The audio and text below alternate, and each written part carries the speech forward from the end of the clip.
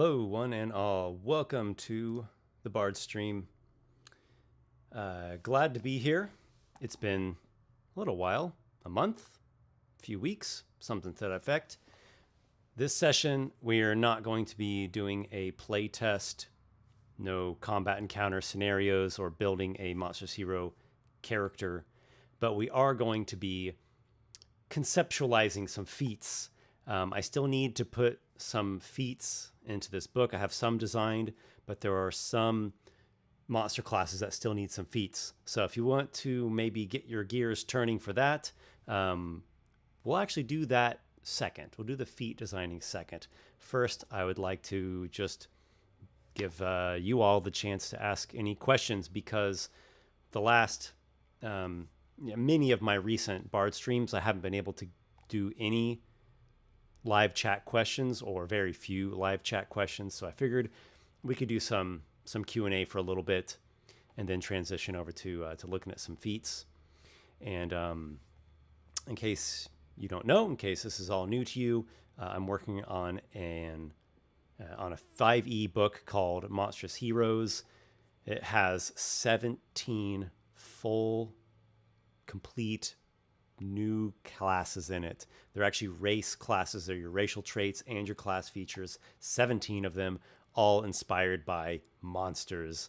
So it gives players the chance to really embrace their monstrous wild side and really get into playing minotaurs, dragons, elementals, fae, etc. And then also gives DMs additional material to make really cool NPCs with it. There will be feats, there'll be spells, there'll be some magic items, there'll be a GM section as well about monstrous campaigns and monstrous locations. So, but we'll get into all that after I give everyone a chance to settle in here. Hello, everybody who's already showing up. Orion Heller says, "Hey there, Esper. How have you been?" Well, I've been really busy. Really busy. I've been working on Monstrous Heroes a lot. I GM a lot. I'm always doing a few campaigns simultaneously. Plus YouTube, I've been trying to make more YouTube content recently. You might have noticed that I've really increased my video output, have a lot of video ideas. So for the foreseeable future, that's the pace I'm going to be going at. And I have some other projects that I'm working on just as I have the time, quietly on my own, and then in there spending time with family, wife, kids. I have a toddler, and I also have a little baby, and friends and family time is always important for me. So staying quite busy. How are you? How are you all doing? Bertie Sanders. Hello there, Bertie. Would you mind showing us your process for writing short stories? When will your next short story be out? So my process for writing a short story is as follows. And this may not be the process that works for everyone, but it's how it works for me. The idea comes to me. The inspiration comes to me. Sometimes it will come just suddenly, like it could happen at any time, anywhere, anytime. Sometimes it will be something that I've been sort of like an idea or a theme that I've been thinking about for a little while, that's been simmering in the back of my mind for a while, and then finally it's ready. Sometimes I see something, or I read something, or I hear something in a book, in music, in a podcast, in a game, in a movie, in real life, in a conversation, whatever, and it gives me inspiration from an idea. It could be anything. I'm a very open person, creatively open, so inspiration comes from kind of all over the place. So first, some inspiration comes to me, and that's an interesting, organic, kind of mysterious process or occurrence. And then if I really feel that fire of the inspiration, I will go and I will write, and I will write on the computer. If it's a short story or anything longer form, I write at the computer. If it's poetry or journaling or very short form things, then I prefer to write by hand in a journal. So I'm writing either at my desktop or on my laptop somewhere in public. Could be either. And I go as deep as the inspiration will take me. I accept and embrace the inspiration and the idea. I try to let it, I guess we could say, channel through me. And I try to become more like the instrument. I don't try to be too I don't try to be the boss too much. That part will come next.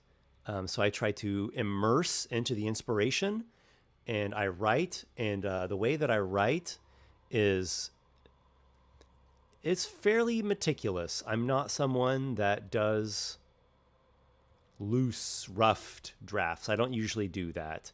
I usually try to write things that are like immediately well-constructed sentences. So I try to, as it gets onto the page as I'm typing, it's already coming out in a pretty well-composed form. And then I do that as many sessions of writing as it takes, and as many times as I need until I reach the ending of the story. So that, I would say, is the first half. Then the second half of my writing process is more logical. It's the editing, revising, developing, expanding, where I will go back through and, line by line, word by word, paragraph by paragraph, correct things, develop things, edit things. Just lots of editing and revision and development. And I will do that as much as it seems to be needed. And then done, quote unquote. When it comes to creative work, are you ever really done? I think you could keep revising something and developing something kind of indefinitely. You just at some point have to decide, this is done. This is good enough. So I don't know if that's helpful for you. Maybe it'd be more helpful if I said this. Every person has a creative process, and it could be similar to another writer's creative process. And I think this probably pertains to other art forms, drawing or music, singing, dancing. But anyhow, there's many different types of approaches or of writing processes. You could write in different places, different times of day, different instruments or implements, listening to music, not listening to music. I often do. I often listen to ambient music or instrumental music as I'm writing, something that fits the mood and the tone and the atmosphere. You could write in public, in private. You could write just exclusively by yourself. You could write in the company of a good friend or a writing club. There's so many different approaches. You could, go out and exercise at the gym first and then write, change your physical state. You have to experiment around and try different things until you find a writing process that suits you well. So I described a pretty good percentage of mine. I guess there's more I could say about it. All right. For the outcast of the 30,000 out of 40,000. Thoughts on Warhammer Quest comparison to the different editions of D&D. Quest battles seem to go by faster in Quest. Alas, no, I have not played Warhammer Quest. I played Hero Quest a lot back in its heyday, so I was pretty young then. I was probably like 7, 8, 9 years old, that kind of age. I played a lot of Hero Quest. From time to time, I'll go back and revisit and play some Hero Quests with friends for fun. And I played one short campaign of the original Warhammer Fantasy RPG, like the original tabletop RPG Warhammer. I played it in 96 or 97, so I would have been 14 or 15 years old. It was a short campaign, never fully learned all the rules. It was very brutal. I died quickly, but I was interested in it. It was curious to me. So alas, I cannot give you a opinion on that matter. Bryant Jacobs, what's up, Bryant? Good to see you in the chat, buddy. Woot woot, ready to play test more. Your work is amazing. Thanks, man. I appreciate that. So Bryant is a local friend of mine, and he has been helping quite a bit with playtesting Monstrous Heroes in one of the groups, and about to be in another of the groups. And I have yet another group in addition to those two. So a lot of playtesting is going on, and I'm releasing these playtest adventure paths. There's very simple, short, minimal story playtest packets that are publicly available. They're on my Patreon page. The link's down in the video description. So you can already go and play Monstrous Heroes in a beta test state. And then there are questionnaires, like a feedback survey, and you can email back in your feedback based upon what you thought during the playtest, during the encounter modules. So that is such a crucial part of this whole development process of the book. A lot of playtesting, a lot of experimenting with the different features and finding what is working well and what's not working well, and that gets revised and developed. Orion Heller, busy is good. Idle hands are Asmodeus's workshop after all. Been doing well myself. Good deal. That's pretty much how I have come to operate. That's based on my lifestyle. I work quite a bit. I try to stay productive, every day productive, and I'm passionate about what I do, and I follow my passion, I follow my inspiration, and just try to produce a lot of work and a lot of content and learn from it all and get a lot of practice. Jason, what is this? This is me attempting to give some insightful and clever responses to people's questions, and then hopefully make a couple feats that will end up going into the Monstrous Heroes book. The New Cruelty. It seems fairly evident that art plays a role in your creative process. Are there any particular artists? Do you find creative inspiration in music or poetry? If so, would you share any examples? Yes, to all of the above. I find inspiration all over the place, and artists, music, and poetry are major sources of inspiration for me. That's something that I could talk about. Gosh, I feel like I could talk about that forever. So when it comes to D&D and role-playing games and fantasy art, there are some artists that I like quite a bit. I like Wayne Reynolds. I particularly like the Wayne Reynolds stuff from the 2000s and maybe early 2010s, but especially the 2000s. That's some of my favorite stuff. Such a unique style. I love his colors, his textures, his composition. His characters just have so much personality to them. He has unique forms.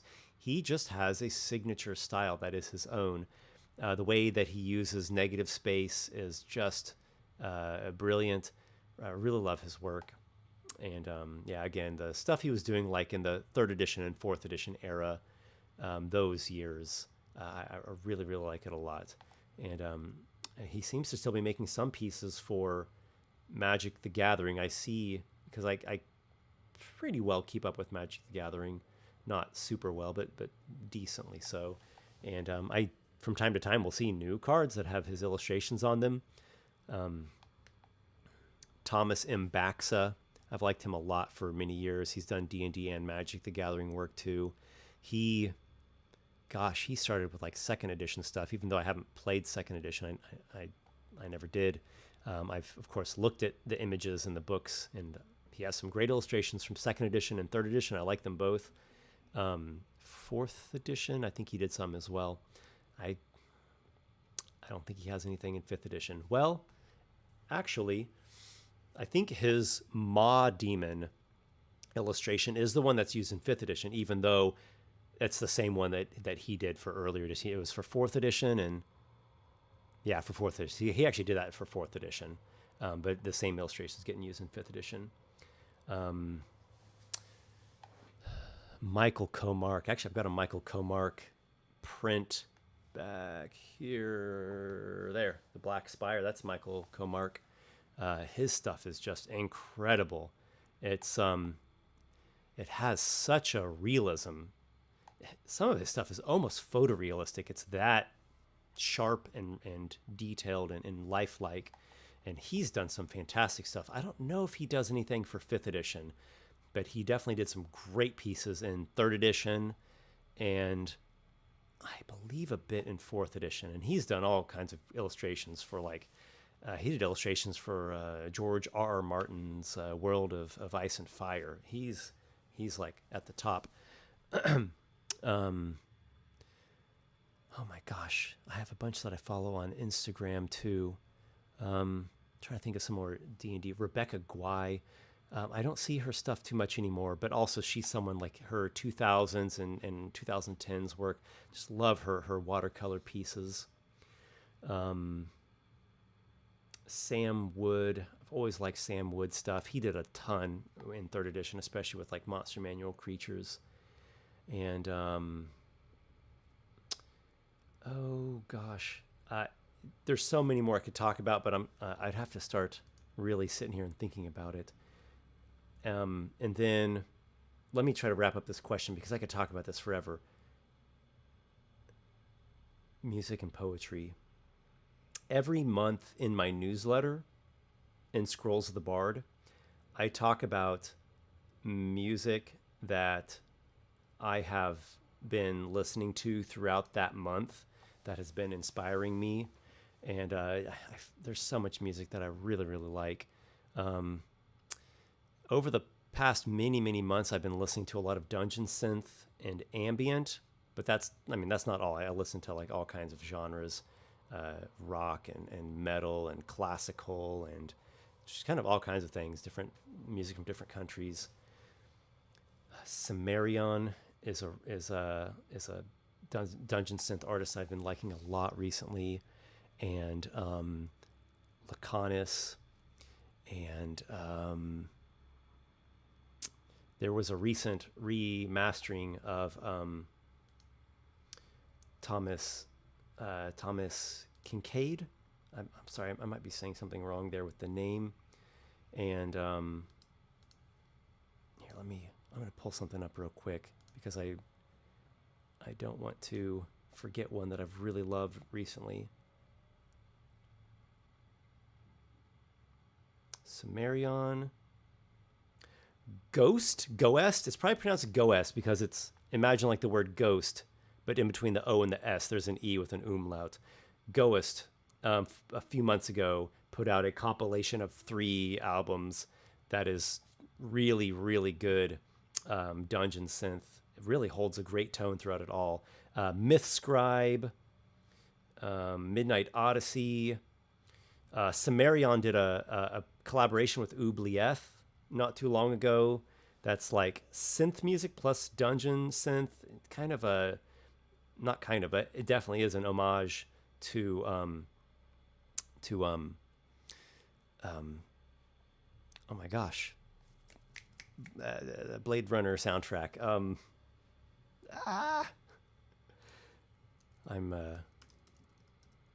very tired. To Vangelis. I guess Vangelis really is the way to pronounce that. It's a tribute to Vangelis. Poetry. I mean, the original inspiration for me to start becoming a writer was Edgar Allan Poe. So he's an easy one for me to go to for poetry and short stories. Pablo Neruda. Pablo Neruda, his poetry has inspired me and really helped me improve as a writer for many years. I'm going to move on because I could sit here talking about writers and artists and musicians all night long. Orion Heller, I guess I missed this question, but I'll get back to it here. Are there any of the monstrous heroes that have been particularly tough to design or balance? Yes, some are, easier and some are more difficult. So difficulty. Certain Arachneer features have been pretty tough. And the wording on them sometimes has just been killer. And I've had certain Arachneer features like the Gossamer of the Murkweaver that just took me so long to get the wording on that right, and it's still getting some revisions. So Arachneer's definitely been challenging. And Neferix the Fiend, that one currently is my big challenge. I've been working on that one quite a lot, and I think it still needs a pretty decent amount of development. That one has been challenging. I suspect the Yadira, which is like the celestial counterpart, will also have similar challenges. The Protean, which is the ooze, and also the Paracosma, the aberration. And they have some similarities, not in terms of class features exactly, but more similarities in terms of the structural way in which I composed those classes. And they have been pretty tricky to balance, and still working on that as well. Maybe the Paracosma most of all, because unless this gets changed, it's a D8 hit die, so the same as like a rogue, and or like a cleric or a druid, and it's supposed to not be super resilient. Like it's not what you think of as like one of the really tough defensive, brute resistant classes. It's more of an offense over defense, even though it has some tricky types of defense, like in a way that a rogue or a monk might, or even a spellcaster who picks certain spells that give you these magical defenses and escapes and whatnot. So yeah, Paracosma is getting quite a bit of development. Lycanthrope was quite tricky. That took a lot of attempts to get that up and running. And then others have flowed quite well. The Hag has flowed quite well. The Revenant, the Troll, Ogre and Minotaur pretty well. Dragon pretty well. Crush Pusher. Esper, far future hypothetical question. Are there enough ideas that haven't made it into the Monstrous Heroes book where you would want to make either a sequel or some sort of supplement? Yes. As just like a vague response to that, yes, I think there is. I think there's enough. There definitely is enough that there could be a sequel or a supplement. What exactly it would be, I don't know. Sphinx, Mummy. I don't know about that one. Maybe. Some people have said Ghost. I almost was gonna have a Ghost in Monstrous Heroes, but as I started tinkering around with features and how it might work, it was pretty hard. Being incorporeal and flying and hovering right from the beginning, that's, I don't know. I have heard that Mr.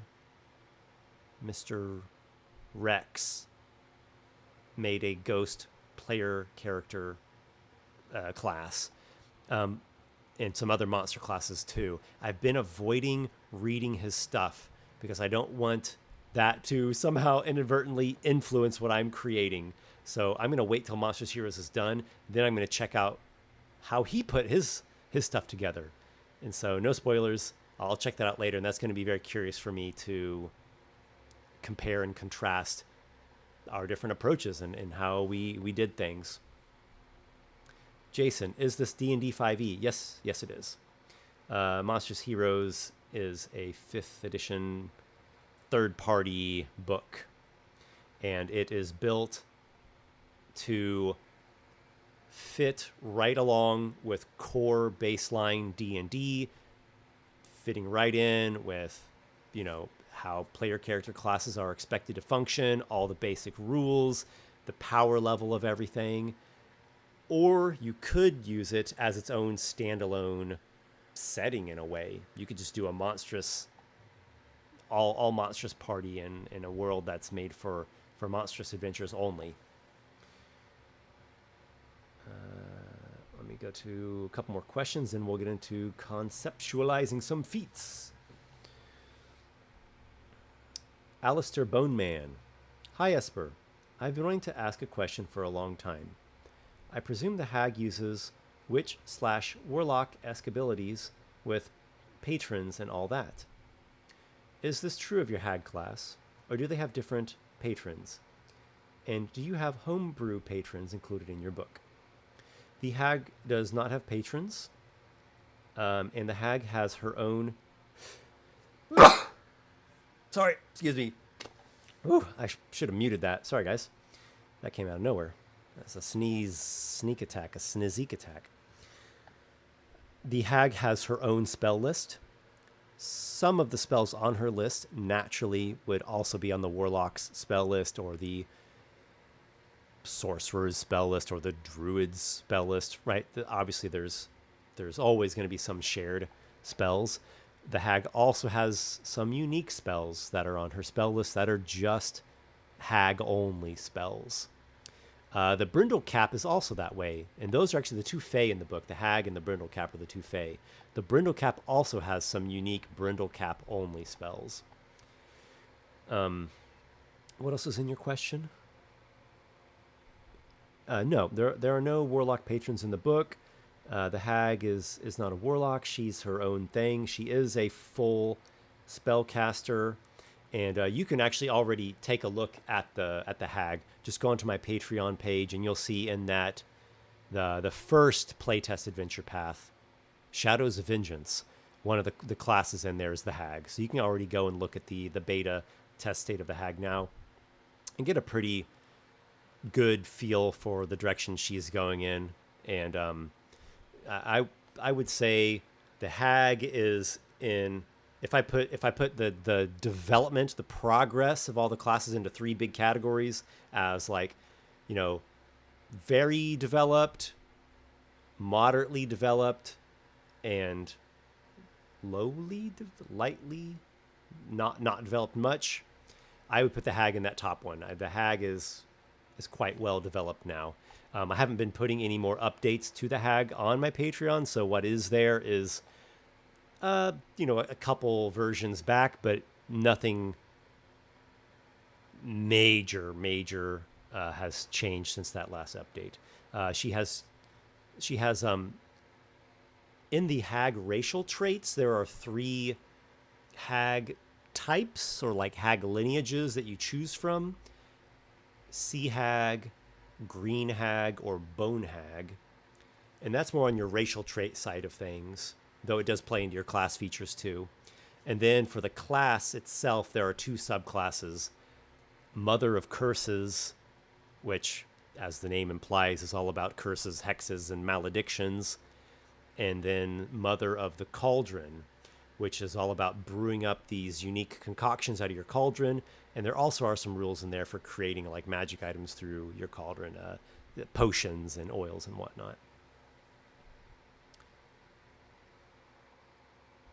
Tex Snake, did anyone see that Ryoko pulled in 3.3 million? Yeah, that was on Kickstarter. That's incredible. That is incredible. That's it's a D&D Shorts, right? That's the guy that did that. I think it's D&D Shorts. His life has changed forever. That is my life before this moment and my life after this moment. That is incredible. It's amazing. I applaud him. I don't follow D&D Shorts. I've watched a few of his videos, but not many, so I can't really make much of a comment. He's clearly doing something right. Clearly he's a smart guy, motivated guy, probably very hardworking. He seems to have a lot of energy in his videos, a lot of personality and grab. So yeah, maybe I should watch some more of his videos. I probably could learn something from it.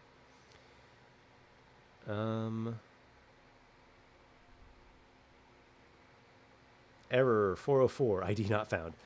Shoggoth-inspired aberration. The Paracosma aberration monster class. The lore that's in the book is that they are spawned out of the dreams and nightmares of great old ones. And each aberration, each paracosma has what it refers to as its far mind, which is the aberrant lord, great old one mind that spawned it. And you could go in some very different directions with the aberration in Monstrous Heroes. It is very freaky. It's very nightmarish. I'm not really holding back on it. I've seen some more recent, very recent official aberrations in D&D that are very safe and sterile and not very weird or shocking. This is the opposite of that. It's really freaky. It's really, really freaky. And you can do some really weird stuff in it. So let's transition over. I appreciate all the questions, guys, but let's move along. Let's conceptualize some feats. Like I said, I need to get some more feats ready for this book, and I'm going to pull up some class documents here on the screen. I hope that's not too small. Yeah, now that I'm looking at that, that might be too small. Let me see if I can enlarge this so that way you guys can read it better. We'll start with Arachneer. I don't know how much actual reading you all will need to do to give suggestions, but it would not hurt to make this a little bit more readable. Okay, there. Hopefully that's large enough. So the Arachneer is a monstrosity. It has a large, like monstrous spider type lower body, and then has a humanoid upper body, similar to a Drider. You could play it as a Drider in your own game, and I think that would be perfectly fine. It would fit in well, but it doesn't have to be. I'm making lore that's independent of like official Drow lore. It doesn't have anything to do with Drow, and they are their own race, whereas Driders are, Drow that get cursed by Lolth and mutated and outcast. The Arachneer are their own, proper race, their own folk, and it definitely leans quite a bit into the spider type qualities. So, what sort of feat? It's a racial feat. So the prerequisite for the feat is you have to be an Arachneer. What should the Arachneer feat be? And as I'm doing these monster class feats, ideally what they are is there's something that either enhances the features you already have as a class, or gives you something that combos or has synergy with your class features. So what are some class features, racial traits and class features of Arachneer? Well, you have dark vision, and it's pretty good dark vision. You have a bite. That's a natural weapon you possess. It deals piercing damage, and it deals poison damage. And you can use strength or dexterity for it. You have natural armor. You have spider climb. You climb up walls and on ceilings and whatnot with your spider legs. Starting at just second level, you get shoot web, which is very similar to like the giant spider or the Ettercaps shoot web feature. It's taken right from that, right? This is giving you the chance to play the things that you've seen in the D&D monsters for years and years. So, in thinking about a feat that's going to synergize with the class features or just straight up enhance the class features, we're looking at these low level ones because the first feat you could potentially take is at 4th level. Or I'm sure some DMs give like everyone one free feat at 1st level. So something that's like early on. We don't want it to be something that's enhancing this like high level feature. So I'll kind of just scroll through to some of these features to keep them in mind. Maybe I've been thinking about some different potential feats for this, but nothing has really grabbed me yet. I'm going to check back with the chat. Chris Pusher. Oh, this is a question from before the feat designing. Any advice for a DM on organizing timelines? Been a personal struggle of mine for a long time when writing lore. I don't know. This isn't a struggle that I've had, so I don't have a lot of personal experience that I could draw from. I will either just do a Word document that says like this year, then this year, then this year, or this age of the world, then this age of the world, or I'll make literally a line. I'll get like a notebook paper or grid paper, or do it up on the computer and literally make a timeline. So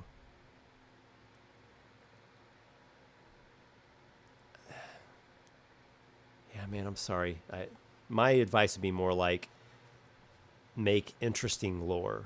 Make lore that does interesting things with your world and the people and the NPCs that are in your world, and have these like historical NPCs whose names are known, and there are books and songs about them and statues dedicated to them, or maybe they're like a revered figure in a religion. So that's where I would probably go. That's where my mind goes, is make interesting lore in your world's history, and then the timing of things. I think you can just find practical ways to work that out. Let me keep going along here. Chris Pusher again. Maybe something to play into weaving sticky webs or coating weapons with spider venom. Oh, that's interesting. Coating. What I'm doing here is we're just conceptualizing.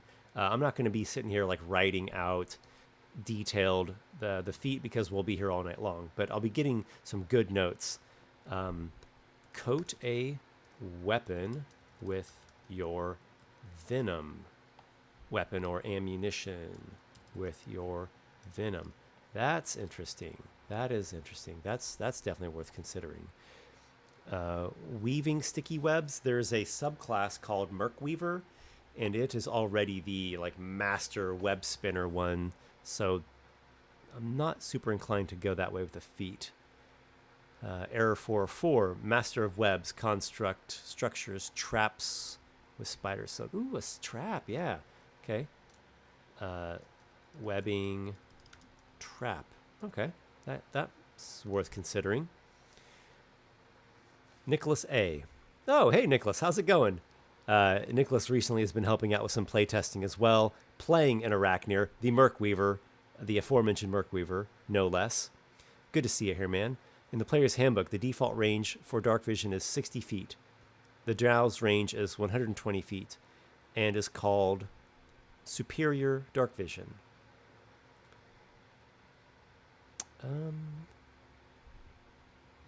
Okay, so is it the name? Is that what you're calling attention to? That instead of just saying dark vision in the class document, it should say superior dark vision? That might be. I'll make a note to look into that. Okay. Should dark vision be called superior dark vision? Okay. Tech Snake, the level 7 ability. Can we see it? Maybe we can design a feat to enhance it.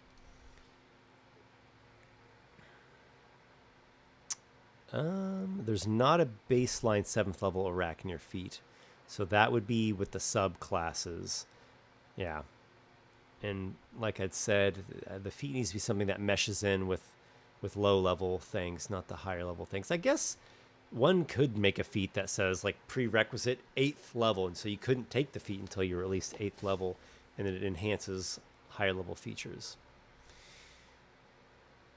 Chris Seymour, start from year 0, actual dawn era. Okay, referring to that other comment. Okay, and Nicholas is also saying the same thing. The brood feature is depending upon what subclass you chose. Okay. So that might get me going with the Arachnir. Coating weapons or ammunition with your venom or a web trap. Okay, that's pretty cool. Let's go over to the next class, which is the Arborean. This is the plant class. from Monstrous Heroes. So this one is still more under development. All the major building blocks are in place. All the major pieces of it are there. It just needs, I would say it's in that lower category, like low amount of development presently, needs quite a bit of playtesting and revision. And you'll see some placeholders, like not quite sure on the age of these things yet. So what sort of features does an Arborean have? It has a false appearance where you can just appear as an ordinary plant if you sit there motionless or stand there motionless. Natural armor. Organic containers where you can store items within the leaves and fibers of your body. Entangle. At first level, you can cast the spell Entangle once per short rest. If you have the necessary spell slots, you can also cast the spell normally. So that would be like you multi-classed is how that would end up working out. Unless there's some other way to get spell slots in 5e, which I don't think there is.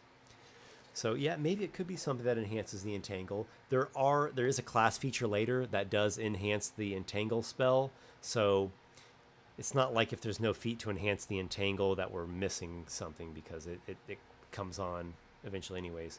The Arborean Bloom is the subclass. Green Surge Strike, 2nd level. When you hit a creature with a natural weapon, you can empower the attack. Oh, your natural weapon in here I think is Slam? No? Where's the natural weapon? It might be in the subclass. That might be what it is. Because you pick your subclass already at 1st level.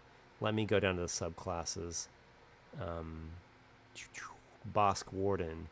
Yeah, you have a Thorns natural weapon, which is melee or like a thrown ranged attack. You have a Vine natural weapon. Has a reach property. It's a D10 damage die. Okay, and then the Viridian Soul. Viridian Soul has a Slam natural weapon. D8 plus strength modifier. Okay. So what your natural weapon is depends upon your subclass. So when you hit a creature with a natural weapon, you can empower the attack. If the target is a non-plant creature, it takes an additional 2d6 damage, and its speed is reduced by 10 feet until the end of your next turn. If the target is a plant creature, it must succeed on a wisdom saving throw against your spell save DC or be affected as though by a command spell. It does not need to understand your language to obey the command. You can use Green Surge Strike a number of times equal to your proficiency bonus, and you regain the uses when you finish a short or long rest. Could be a feat that enhances the Green Surge Strike, though I believe there's also a class feature that enhances it later. Herbal Poultice, 2nd level. When you finish a long rest, you can create a Herbal Poultice. The item weighs half a pound and can be applied to yourself or a creature within your reach as an action. Upon creating the poultice, choose 2 of the following options, which affect the creature that the poultice is applied to. The poultice lasts until it's applied, or you use this feature again. So you pick 2 of the following. The creature regains hit points equal to 1d8 per 2 Arborean levels you have, plus your proficiency bonus. Except for undead and constructs, not affected. For 1 hour, the creature has resistance to poison damage, gains advantage on saves against poison. For 1 hour, the creature has resistance to necrotic damage. For 24 hours, the creature gains advantage on saving throws against disease. So it could be a feat to enhance the Herbal Poultice. Wild's Walk, 3rd level. Difficult terrain does not cost you extra movement, unless it has been created or altered by magic. You cannot be harmed or hindered by non-magical plants. You gain advantage on ability checks and saving throws against plants that have been created or altered by magic. These benefits function against plants that are not creatures. Okay. Yeah, this is not against the plant creature type. It's just against plants. These benefits function. Maybe I should say only. These benefits only function against plants that are not creatures. Okay. So it could be a feat to enhance the Wild's Walk, or it could be a feat that enhances a couple of these things. Let's see.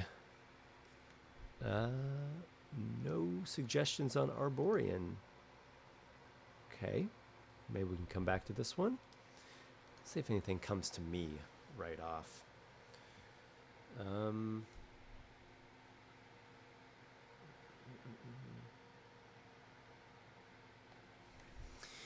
I mean, it could always be something simple, like the feat gives you an extra use of herbal poultice per long rest, and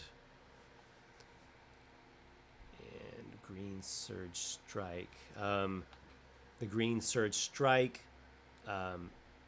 could,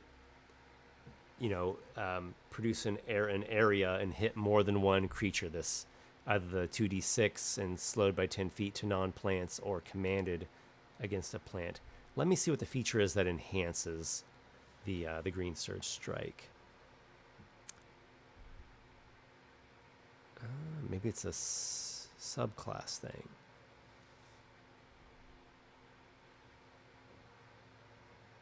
There we go, yeah. And the Bosk Warden, level 14, Greater Surge. When you hit a non-plant creature with Green Surge Strike, the additional damage increases to 46, and you can apply one of the following effects. When an effect calls for a saving throw, the DC is a strength-based DC. The creature must succeed on a strength save or drop one item of your choice it is holding. You can take the dropped item in hand if you attack with your vine, otherwise it falls to the ground in the creature's space. The creature must make a strength saving throw. On a failed save, you knock it prone, and if you attack with your vine, you can also pull it up to 15 feet closer to you. Okay, and then Viridian Soul probably also has a enhancement to the Green Surge Strike at that level. No, it does not. Okay, well that actually kind of makes sense, because the Viridian Soul is a little bit more mage-like, spellcaster-like, magical, and then the Bosk Warden's a little bit more fighter, warrior, kind of more warrior, combat-oriented. Crush Pusher. Maybe something to play into the fruit-bearing aspect of the plant. Tech Snake. Perhaps a feat that increases the basic attack to also hit another creature within 5 feet of the first, like 3.5e Cleave. Maybe so. There are a couple other monster classes that do stuff like that already, so I don't think it'd be bad necessarily to have one more that also does, but if I could do something unique, I'd prefer that. What was the thing that I just said? Oh yeah, the Green Surge Strike effects apply to multiple creatures within maybe 30 feet or something. 30 feet of you. Okay. Nicholas, since they're plants, what about a feat that gives them innate spellcasting for a curated list of insect-related spells? That's not a bad idea. Innate spells with insect themes. The Arborean is not a spellcaster, but it does get some spells, like plant-type spells, like Entangle, and there's a way to get Wall of Thorns later on, and the spell that's for Monsters Heroes that creates trees, like causes like an actual tree to grow. What else? Error 404. Alternation of generations is a feat idea for Arborean. How would that mechanically play out? Like, what would be the mechanical effect? Error 404. Swap in a level reward for another. Not sure what that means. Crush Pusher.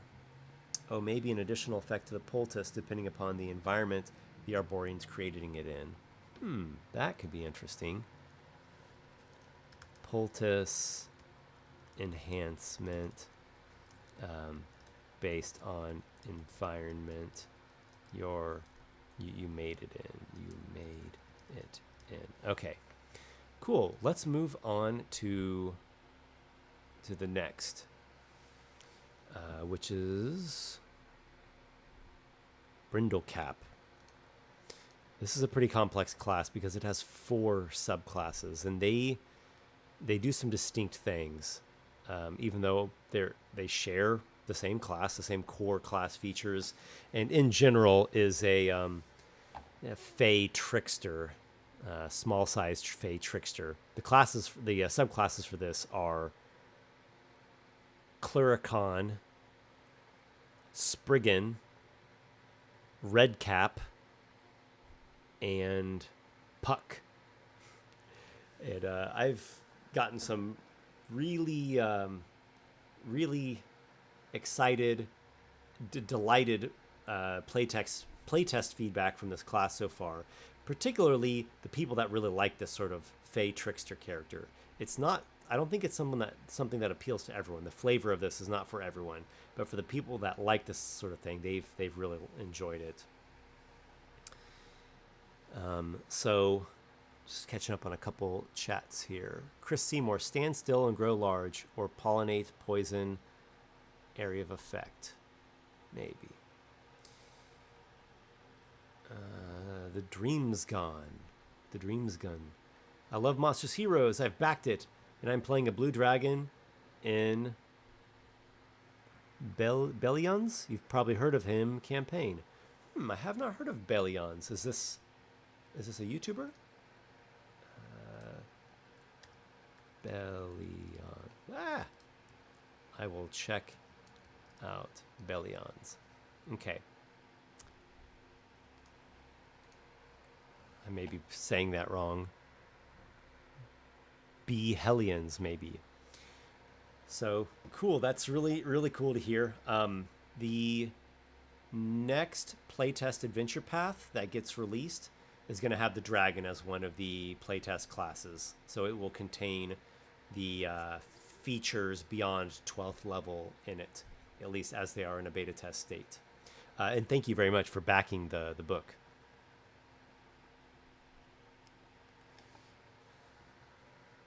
Helion or Helium, the Planescape GM. Okay.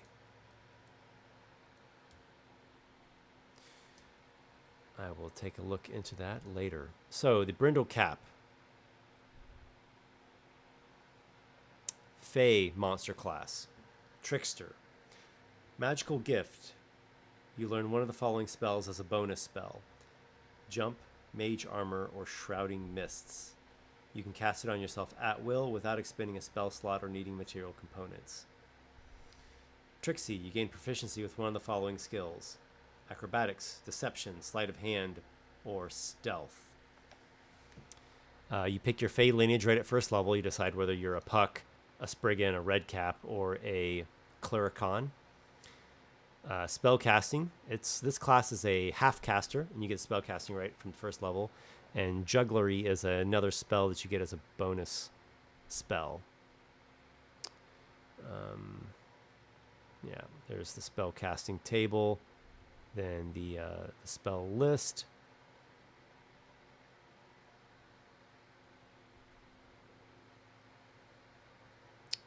Mischief Maker, second level.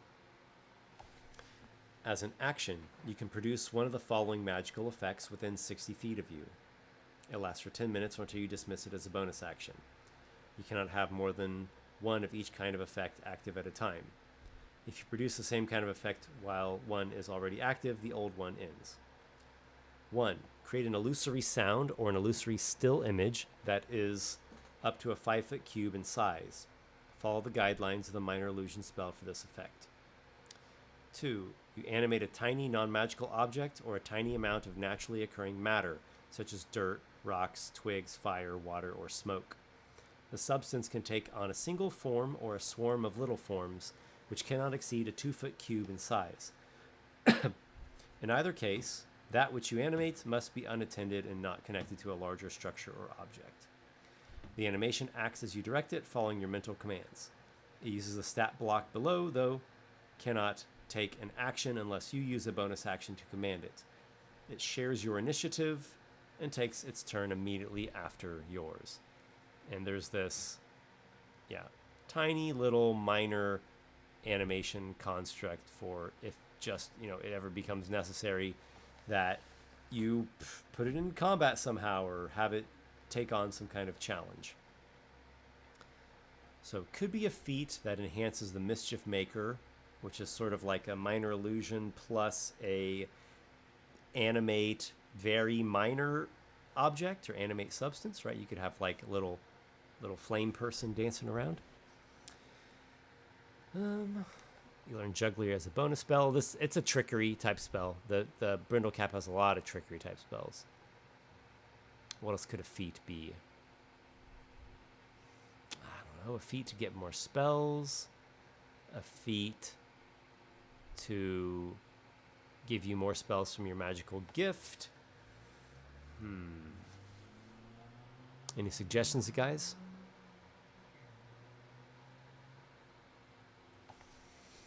The dream's gone. Ooh, I'm hyped.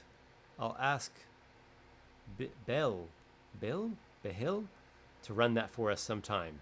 I was wondering where I recognized the word Clericon from. It was Kingdoms of Amalar. Fitting because Fae. Okay, I didn't know that there was another game that uses them. It's sort of an obscure Fae creature. They're like cousins of the leprechaun, but much more into drinking and a much more of a sour temperament.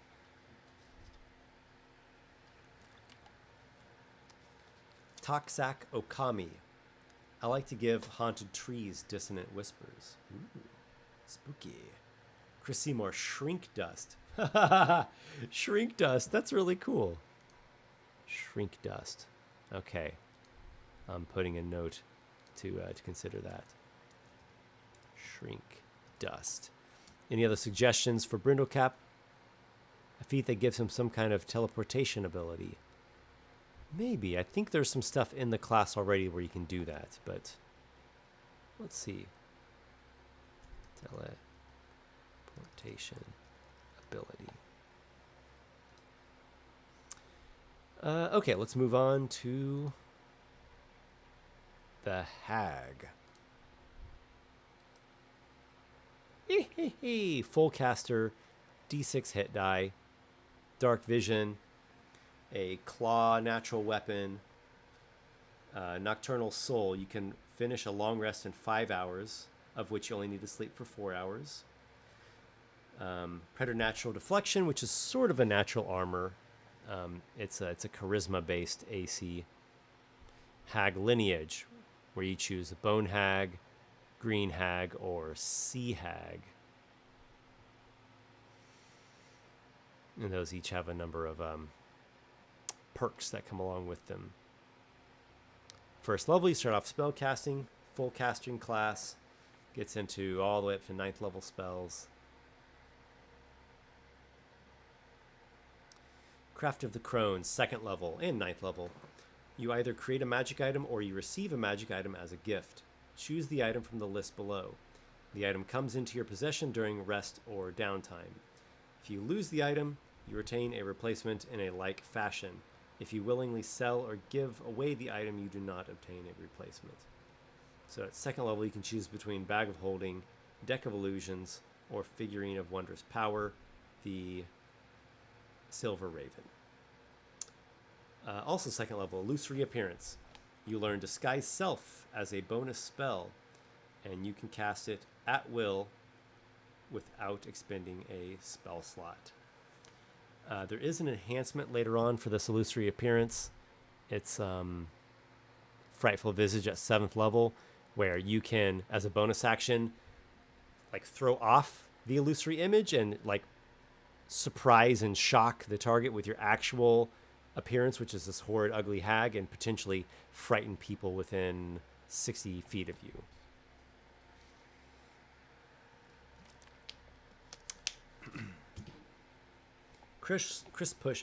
Crush Pusher.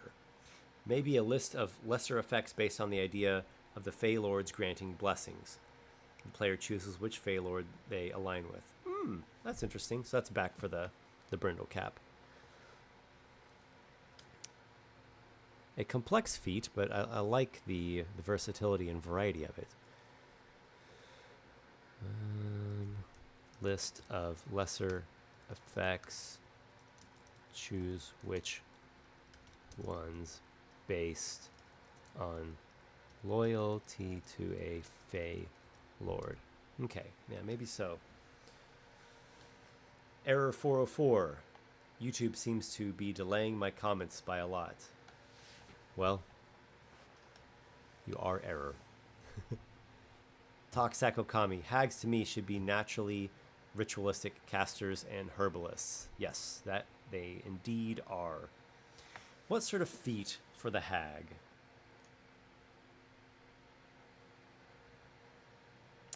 The hag has the 3 lineages,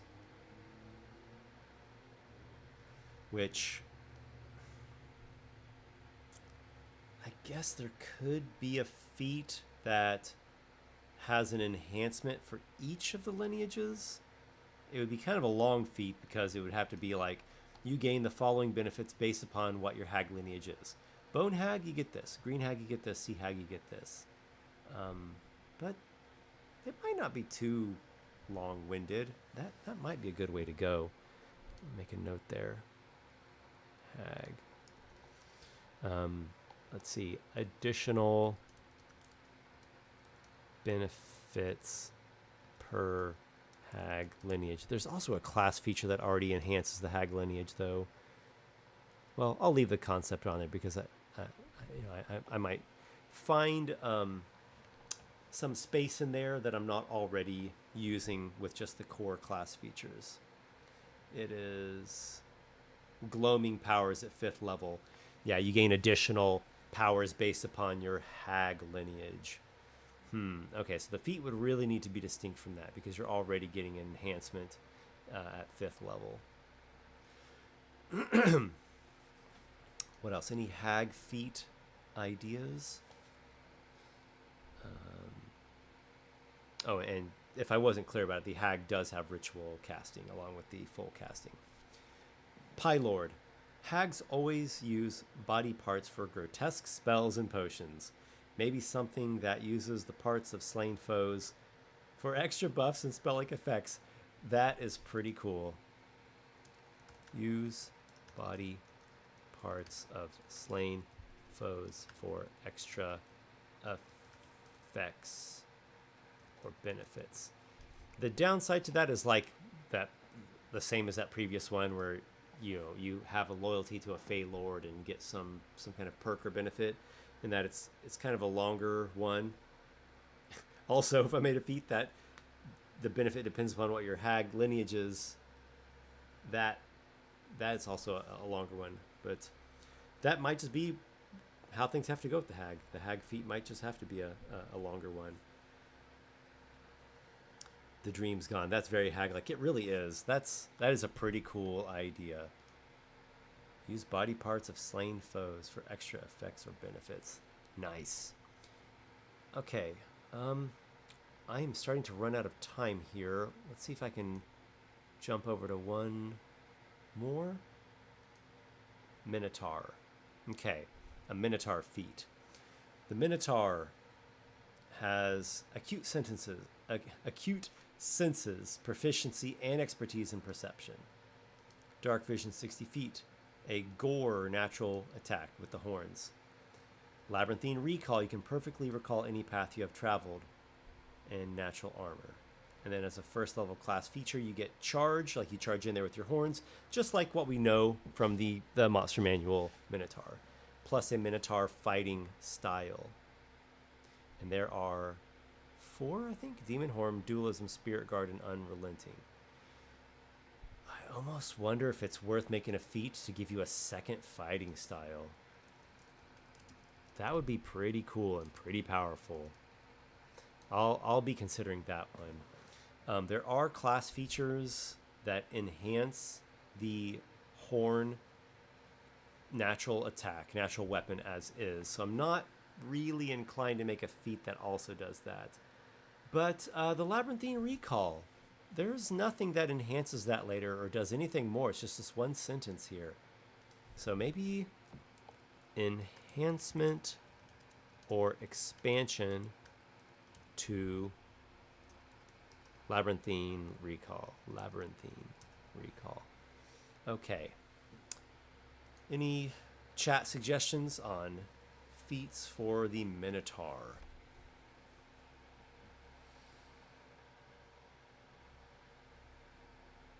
The body parts can replace material components. Okay, that's what the hag one. Body parts of slain foes for extra benefits, effects, or use as material components. Makes sense, especially when you start slaying more magical creatures that you would harvest bits of their body to use as like the costly spell components. Actually, many months back, I put an article in one of the newsletter issues that was all about harvesting spell components or magical opponents from the bodies of certain creatures, and even had like a list and a grid of the value of how much you could harvest from what specific creature, and like the DC to successfully harvest all of it. Toxaco Kami, I like to make my Minotaurs aggressive. Yes, that is the way, and that is definitely what this Minotaur is. Yeah, I wonder if a feat to get a second Minotaur fighting style is the way to go. I like that idea, and a number of the other monster class feats are that way. They're like, you get to choose an additional talent. Like a lot of the classes have talents. Like at certain levels, you pick from these lists of talents, sort of like picking a spell or picking a warlock invocation. And so there is a feat where you get an additional one. Error 404. Did you understand the alternation of generations feat? No, I cannot rightly say that I did. Any other Minotaur feat suggestions, anyone? Okay, so I think those two ideas are both pretty good. A second Minotaur fighting style, or an enhancement or expansion to Labyrinthine Recall. Love that name of that feature, by the way, Labyrinthine Recall. All right, so I'll turn this off. Yeah, we're basically winding down here, but this was very helpful. I've been a little bit kind of like back and forth, stuck a bit on some of these class feats, the ones that I brought here. And I think this is going to be the boost to get me through, to get me unstuck. So much appreciation for that. What else? This coming Sunday, there should be a Mirrormorn live stream. I know, we had schedule issues and then some health issues with one of the players, but we should be back to this like epic final dungeon in Mirrormorn on Sunday at 3 p.m. Central Time. That is the plan, and greatly hope that it works out. One last question here. Sir Rill Nilmill. Can Minotaurs pick locks or just BBLG? Yeah, Minotaur can potentially pick a lock. Error 404 allows you to replace your next level reward with your subclass with the equivalent of another subclass.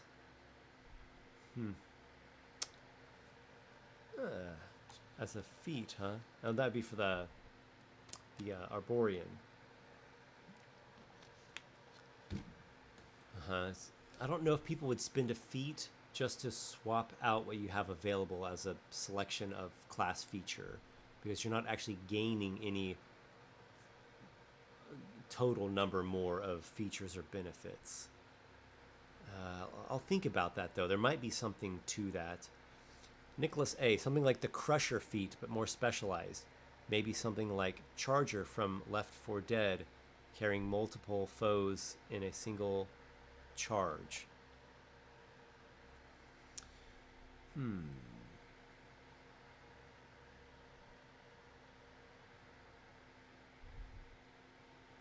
Just reading through these final comments, if there's anything to get to mention out of them.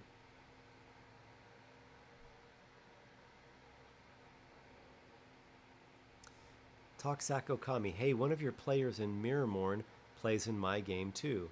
Oh, that's cool. Is it Nick or Vince? I remember both those guys mentioning some other game they were playing in. Well, don't go too easy on them. I try not to. We'll wrap things up there. I think that's a good wrapping point, and I've got some really nice leads on some feats for these monster classes. Thank you all. Hope to see you all on Sunday for the Mirrormorn live stream as we get back into the layer of Bale Vonder, Vodenhold. Again, links for everything is down in the video description, so make sure to go and check those out if you are so inclined. And I will see you all sometime soon. See you all on Discord. I try to be active on there as well. And like I said, on some YouTube videos, as I am really making a push to produce and put out more videos and more content in this current chapter. Thanks again, Nicholas. It was cool seeing you on here. Hope you do this again soon. Have a good feat idea for the dragon. Feel free to message me, just private message me the feat idea for the dragon. Currently, the dragon feat is that it allows you an additional draconic talent, which that's something that a lot of people have expressed interest in being able to get another one of those. But I'm all ears. Go ahead and shoot it on over in a message. All right, I'm wrapping up for real this time. Thanks once again, everyone, and I'll see you again soon. As always, may your adventures be many.